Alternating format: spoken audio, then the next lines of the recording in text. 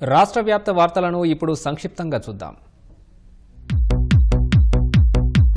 కర్నూలు జిల్లా ఆదోని మండలం దిబ్బనకలో BJP MLA Parthasarathi పారిశుధ్య కార్మికుడి అవతారమెత్తారు. పార చేతబట్టి మురుగు కాల్వలు శుభ్రం చేశారు. స్థానిక పంచాయతీ కార్యదర్శి పనితీరుపై అసంతృప్తి వ్యక్తం చేశారు.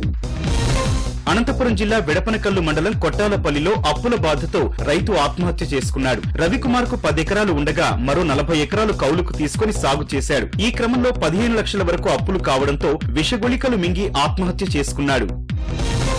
బాపట్ల జిల్లా చీరాల మండలం ఈపురుపాలెంలో ఆగి ఉన్న ట్రాక్టర్ ను ద్విచక్ర వాహనం ఢీకొన్న ఘటనలో ఒకరు మృతి చెందారు. మరో 2 తీవ్రంగా గాయపడ్డారు. ఈపురుపాలెం పోలీసులు కేసు నమోదు చేసుకుని దర్యాప్తు చేస్తున్నారు. ప్రకాశం జిల్లా రాచర్ల మండలం పలుగుంటిపల్లెలో ఇంట్లో గ్యాస్ లీకై 4 తీవ్రంగా గాయపడ్డారు. ప్రమాదంలో ఇంటి పెద్ద రాము, అతని భార్య, 2 పిల్లలకు గాయాలయ్యాయి. గాయపడ్డ 4ని గిద్దలూరు ప్రభుత్వ ఆసుపత్రికి తరలించారు. క్షతగాత్రులకు ప్రాణాపాయం లేదని వైద్యులు తెలిపారు. కడప జెడ్పీ సర్వసభ్య సమావేశానికి కలెక్టర్, జాయింట్ కలెక్టర్ హాజరు కాకపోవడంపై వైసీపీ సభ్యులు అభ్యంతరం తెలిపారు. ఇద్దరూ వచ్చిన తర్వాతే సమావేశానికి హాజరవుతామని చెప్పి వైసీపీ సభ్యులంతా బయటకు వెళ్లిపోయారు. కాసేపటికి జాయింట్ కలెక్టర్ రావడంతో తిరిగి వైసీపీ సభ్యులు సమావేశానికి వచ్చారు.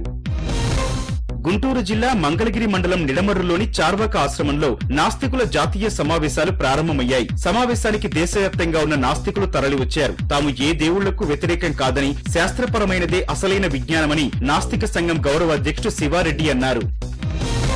భీష్మ ఏకాదశిని పురస్కరించుకుని కాకినాడ జిల్లా అన్నవరం దేవస్థానంలో తీవ్ర రద్దీ నెలకొంది. వ్రత మండపాలు, క్యూ లైన్లు భక్తులతో కిక్కిరిసిపోయాయి. తెల్లవారుజాము నుంచే వ్రతాలు, దర్శనాలు ప్రారంభించారు. ఘాట్ రోడ్లో కాసేపు ట్రాఫిక్ కు అంతరాయం ఏర్పడింది. భీష్మ ఏకాదశిని పురస్కరించుకుని పశ్చిమ గోదావరి జిల్లా తణుకులో ఆలయానికి భక్తులు పోటెత్తారు. భూదేవి, శ్రీదేవి సమేత శ్రీ కేశవస్వామిని దర్శించుకుని ప్రత్యేక పూజలు, అభిషేకాలు చేశారు. అల్లూరు జిల్లాలో ఈ ఉదయం పొగమంచు దట్టంగా కమ్మేసింది. వాహనదారులు ఎదురుగా వస్తోన్న వాహనాలు కనిపించక ఇబ్బంది పడ్డారు.